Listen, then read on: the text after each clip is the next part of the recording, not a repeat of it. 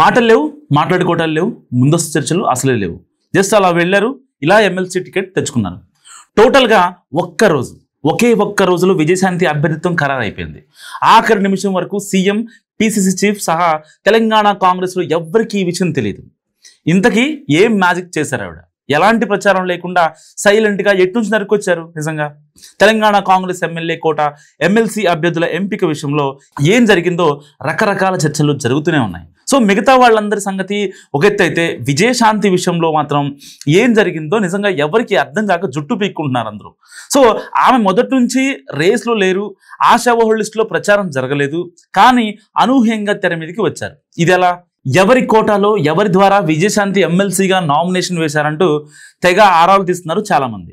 So పర్టికులర్గా కాంగ్రెస్ నాయకులు. ఇంకాస్త లోతులకు వెళ్ళిన వారికి మాత్రం కొత్త విషయాలు తెలుస్తూ ఔరాని ముక్కున వేలేసుకుంటున్న పరిస్థితులు కూడా మనం చూస్తున్నాం. సో అసలు ఎమ్మెల్సీ ఎన్నికల కసరత్తు మొదలవగానే హస్తినకు వెళ్ళారట విజయశాంతి. నేరుగా పార్టీ జాతీయ అధ్యక్షుడు ఖర్గేని కలిసి మనసులోని మాటలు చెప్పేశారు. సో అలాగే వెంటనే రాహుల్ గాంధీ అపాయింట్మెంట్ కూడా దొరికేసింది. ఇదంతా కేవలం ఒకే ఒక్క రోజులో జరిగిపోయింది. ఈ విషయం తెలిసిన ఓ సీనియర్ మంత్రి సైతం కూడా రాహుల్ గాంధీ అపాయింట్మెంట్ ఏంటి, గంటలు దొరకడం ఏంటంటూ కూడా నోరెళ్ళబెట్టిన సందర్భాలు కూడా మనం చూసాం. సో ఆ విధంగా విజయశాంతి ఎమ్మెల్సీ అభ్యర్థిత్వం ఖరారు వెనుక ఏఐసిసి నేతలు ఉన్నట్లు సమాచారం. ఆమె పార్టీలో చేరినప్పుడు తెలంగాణలో ఇన్ఛార్జిగా ఠాక్రే ఉన్నారు. సో ఎమ్మెల్సీ ఇస్తారని అప్పట్లోనే ఆయన హామీ ఇచ్చారట. నాడు తానిచ్చిన మాట ప్రకారం ఇప్పుడు విజయశాంతికి ఎమ్మెల్సీ సీటు ఇవ్వాల్సిందేనని ఠాక్రే ఏఐసిసి అధ్యక్షుడు ఖర్గే మీద ఒత్తిడి పెంచారట. సో ఆవిడకు రాహుల్ అపాయింట్మెంట్ కూడా ఖర్గే నుంచే ఖరారైందన్నది పార్టీలో ఇన్సైడ్ టాక్. సో అలా ఎవ్వరూ ఊహించని విధంగా విజయశాంతికి ఏఐసిసి కోటాలో ఎమ్మెల్సీ సీటు దక్కినట్టు చెప్పుకుంటున్నారు చాలా మంది. తెలంగాణ కాంగ్రెస్ లో పిసిసి చీఫ్ ఇంకా సీఎం రేవంత్ రెడ్డి నుంచి అభిప్రాయ సేకరణ సందర్భంగా అసలు విజయశాంతి పేరే ప్రస్తావనలో లేదట.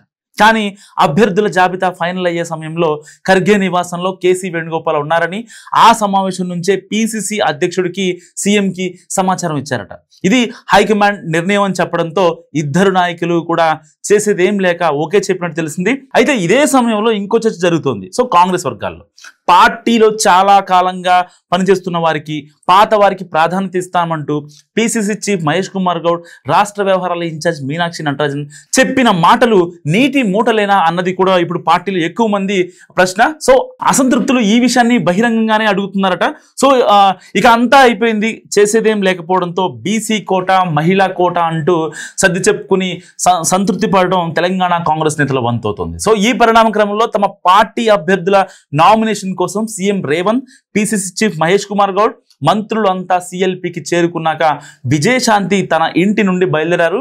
దాంతో అందరూ అరగంటకు పైగా ఆమె కోసం ఎదురు చూడాల్సి వచ్చిందట. సో నామినేషన్ కోసం సిఎల్పి నుంచి బయటకు వచ్చాక చివర్లో జాయిన్ అయ్యారు ఆమె. సో ఏదైనా విజయశాంతి ఇచ్చిన షాక్ నుండి తెలంగాణ కాంగ్రెస్ నేతలు కోలుకోవడానికి కొంత సమయం పట్టొచ్చు అంటున్నారు పరిశీలకులు. సో ఏది ఏమైనా ఇప్పుడు రాములమ్మకి హోంమంత్రి పదవి ఇస్తారనేది చాలా హాట్ టాపిక్ గా మారింది. సో ఈ వీడియో గురించి మీరేమనుకుంటున్నారు? కామెంట్ రూపంలో తెలియజేయండి. చూస్తూనే ఉండండి మహానగర్.